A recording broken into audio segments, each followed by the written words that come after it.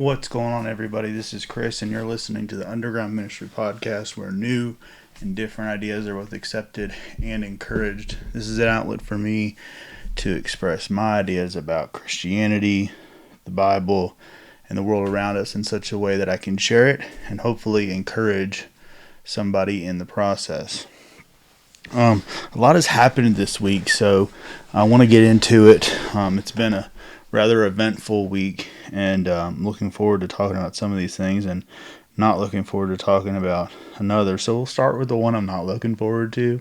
We'll get the bad news out first, right? You ask, you want the good news or the bad news first? So let's go ahead and knock the bad news out. It's not really bad news, but it's the one I want to talk about, but I know that there's a lot of different opinions about it, and it's probably it's the one that's been on my heart the most this week, even with the good news coming later. But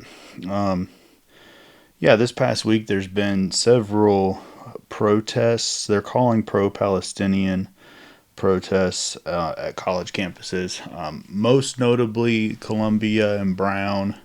But there's been some at UNC Chapel Hill, Florida, Michigan, Virginia, even still later on this week, USC, and the list goes on. Really, those are just the ones that are getting most attention at this point. And the other night, some students occupied a building on campus at Columbia, and the New York Police Department was called to come in and have them removed. From my understanding, there was some pushback, but not much. Nobody injured, nobody killed, anything like that. As I was telling somebody, a lot of these protests, the best case scenario is that you get arrested. That's actually what you're kind of hoping for, is that somebody's going to pay enough attention to what you have to say that they'll carry you out with the zip ties or whatever. And so, from what I understand, a mostly peaceful, again, when you've got a large number of college students occupying a building, I can't help but think there'll be more than one, one-off kid who does something dumb. But for the most part, I saw videos of people chanting. It was more or less a sit-in type of thing, and some mostly, like I said, it's mostly peaceful protests. A lot of these encampments have been what you've seen, these tents from people, from kids. I thought it was funny. There was somebody who posted one of, I can't remember what it was, but they shared a picture where all of the tents looked the same, and they concluded that somebody had sent them the tents to use in order to. I guess the idea was that this was staged by somebody, some conspiracy theorist, shared this photo, and never once thought that maybe the tent that they all bought was the most inexpensive tent they could find at the nearest place. And that they all happen to be the same color because of that. They are college students, and it's not there's a whole bunch of different looking tents. If they all just went and got one from the nearest store. So, but anyway, just things like that, just kind of funny. But for the most part, they're just sitting in tents and just taking up space. And while inconvenient, don't seem to be harming anybody, don't seem to be doing anything, out of line.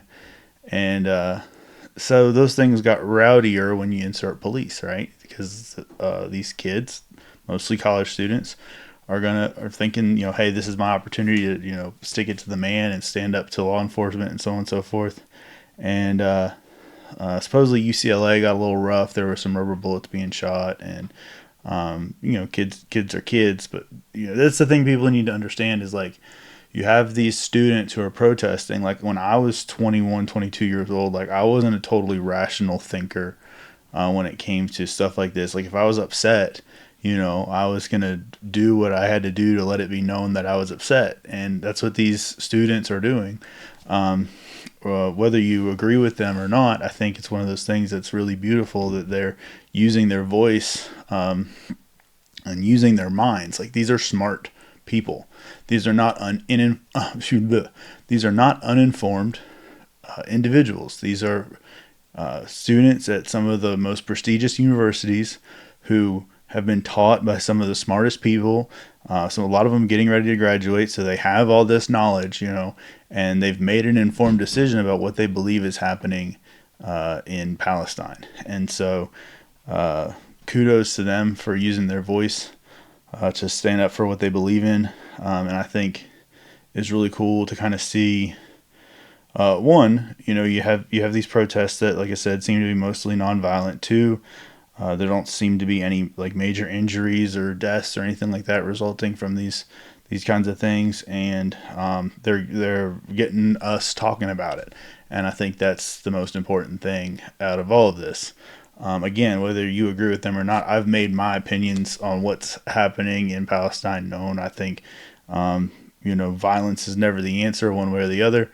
I don't support the violence of Hamas back in October, and I don't support the response from Israel either. And so it's one of those things that's like, I just want everybody to stop.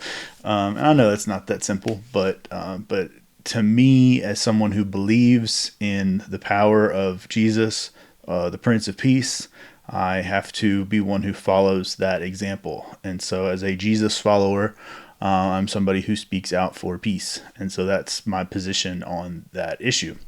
And it's going to be.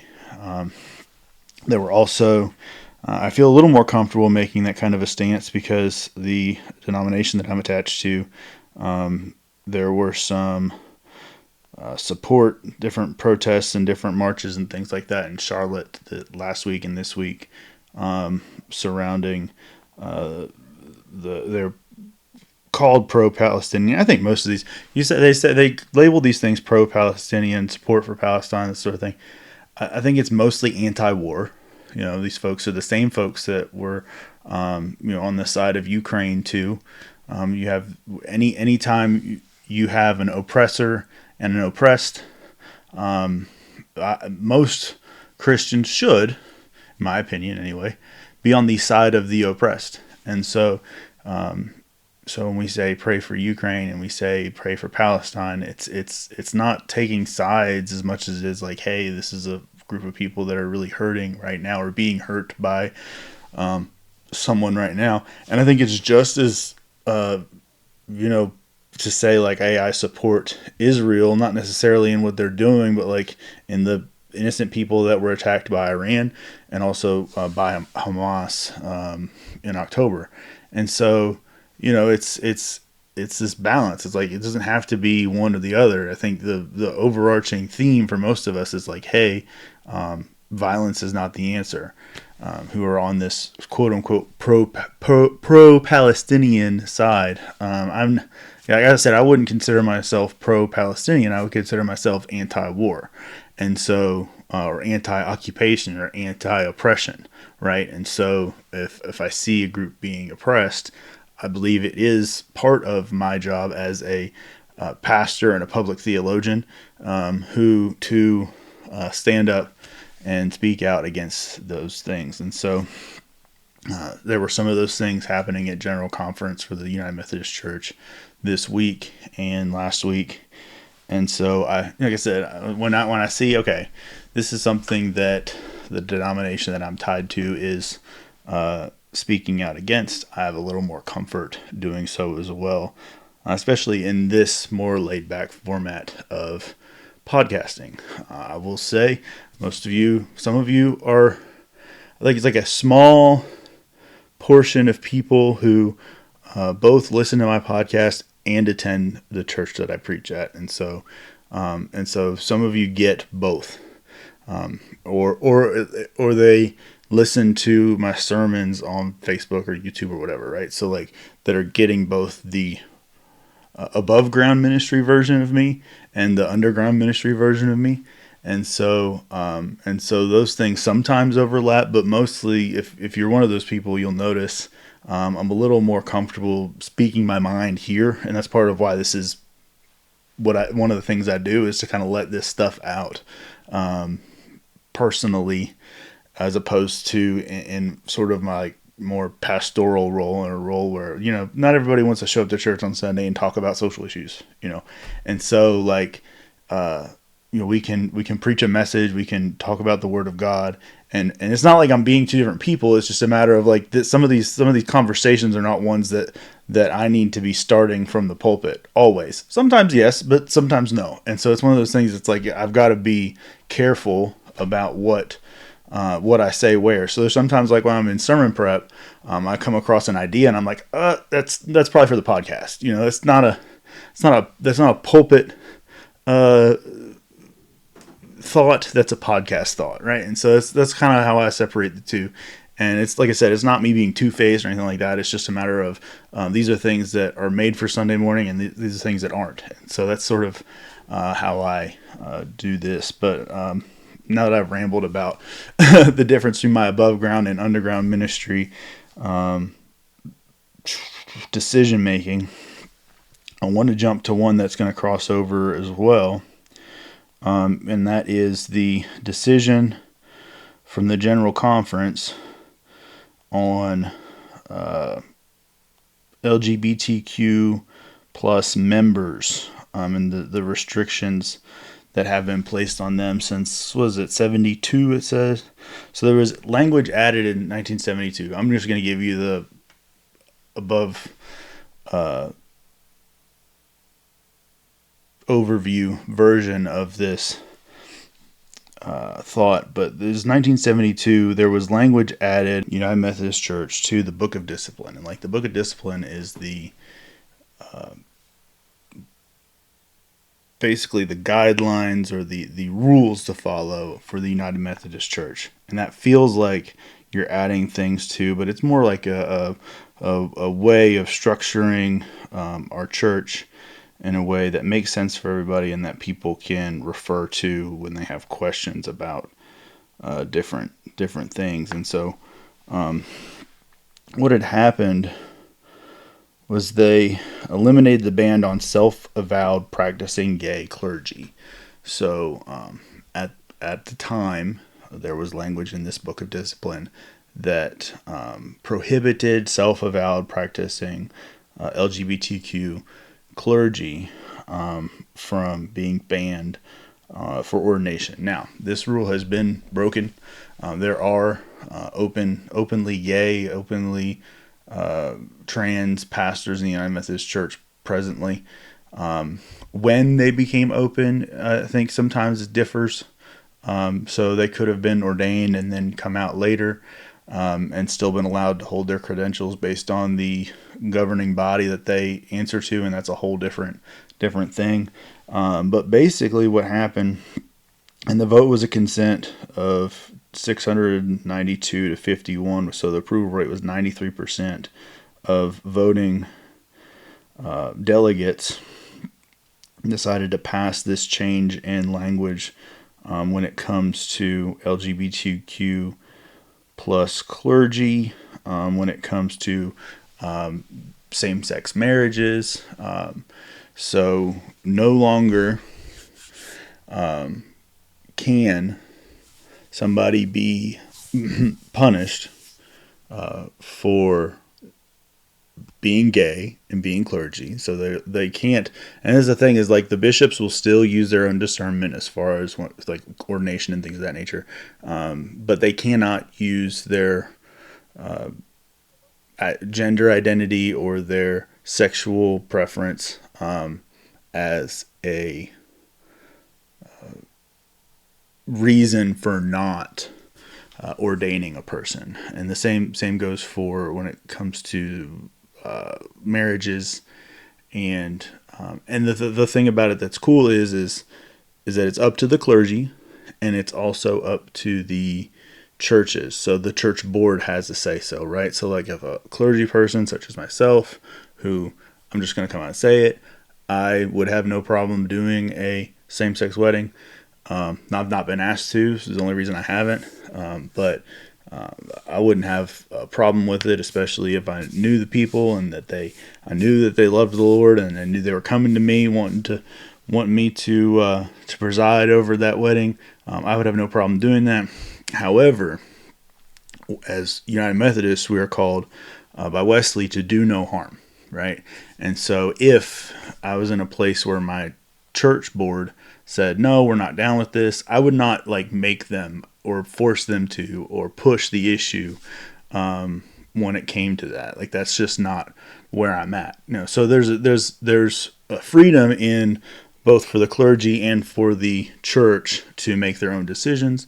But at the same time, there's also freedom to make the other decision and say, no, we don't want to do this. And so, but no longer can a church be punished or penalized, or a pastor be punished or penalized for supporting having a same-sex ceremony in their church. And so that's good news, right? That's good news for everybody, because what that does is that opens up opportunities for more people to experience the love of Christ in the local church context. That doesn't mean we always agree on everything. That doesn't mean that we always have the same ideas about these issues. It just means that the doors are open for these types of experiences, for these types of discussions, and for this type of spiritual growth to happen among a multitude of people. Some people may see that differently. Some people may see that as like, well, if that's the case, if we're opening doors to just anybody, then I'm out. And as we've seen, some churches have done that. They've disaffiliated and taken their ball and gone home, as it were. And that's fine. Listen, again, I'm in a place where I don't want to force my beliefs on anybody, nor do I want anyone to feel marginalized by my views or my takes on things. Same way I don't want anyone to be marginalized by somebody else's. And so, like, it's one of those things. It's like you want to be able to speak your mind about things, but you also want to allow others to speak their minds about things and be able to have healthy conversation and community with others. And so it's good news in the sense that we'll be able to do that now. And I think that's great. Long, it's a 50-year ban on LGBTQ plus clergy and weddings, I think, is a good thing. Again, it's important to note that that's not always been the case. This is not a new legislation. This is a return to old legislation. So removal of words that were added in 1972. And so there's so much this week, as we wrap up, that reminds us of some of the struggles of the 60s and 70s, and when it comes to like racial equality, and when it comes to protests, and when it comes to these bans on certain types of people, because all these things came up, and all these were things that were being fought for at that time too. There was a lot of anti-war stuff going on. It was things of that nature, a lot of sit-ins and things like that when it came to the civil rights movement and things of that nature.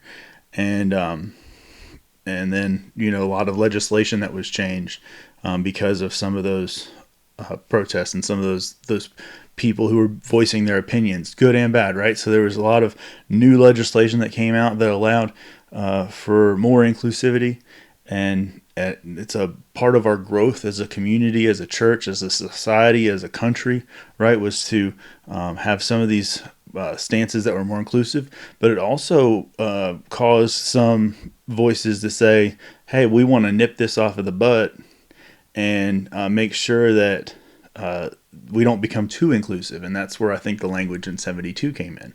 And so we have these shifts that are happening still even today, 50 some years later, concerning some of these things like sit-ins, protests, encampments.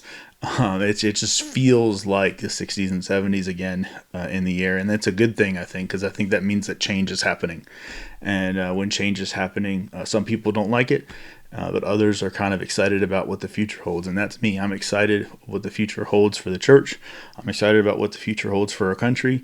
And I'm excited about what the future holds for the world and for Christianity and for religion in general. Just the way that we interact with one another and that we present ourselves to one another, and the way that we commune together as people with differences, different backgrounds, different thoughts, different ideas about the way the world should work. We should always, always, always be open to conversation about those things. And so I'm looking forward to that, both in this context and just discussing some of the things that are happening from my seat here, as well as seeing the things that'll change in what I just referred to as my above ground ministry. And so grateful for that. Grateful for the love that is shared among all of us. I'm grateful for the opportunity to share with you, those of you who are listening to this or watching this. And I'm grateful for just the love of God just permeating through all these things. And so with that, I leave you with this. I want you to remember two things. I love you. God loves you too. Peace.